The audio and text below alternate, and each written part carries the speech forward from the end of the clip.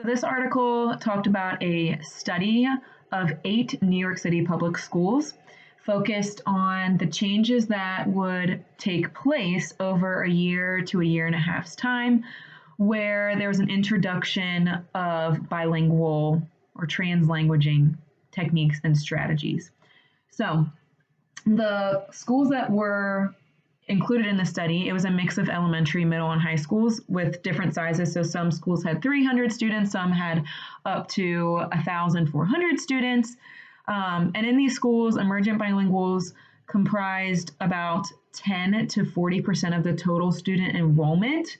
And it kind of varied between how long the students had been enrolled in or even a citizen of the United States.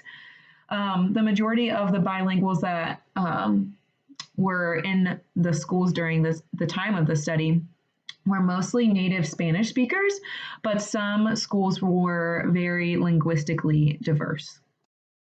Now, the schools that were involved had English-only policies. So the majority, or really all of them actually, had only E&L programs for their emerging bilingual students, aka monolingual instruction in English.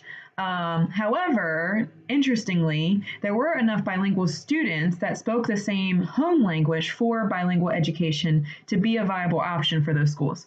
So the purpose of the study was to take a look at any changes that took place during this time. The teachers, now this was all voluntary, which really shows the commitment of the educators and administrators that were participating in the study, especially because they were receiving kind of intense professional development.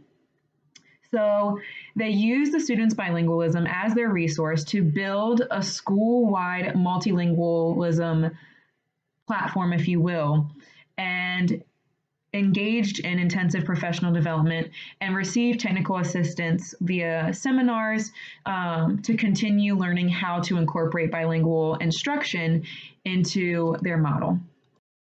Now, the results of this, I'm sure we could all probably guess, but there were broad and ideological shifts among all the participating educators and school leaders, and many of the schools adopted new language policies for their schools.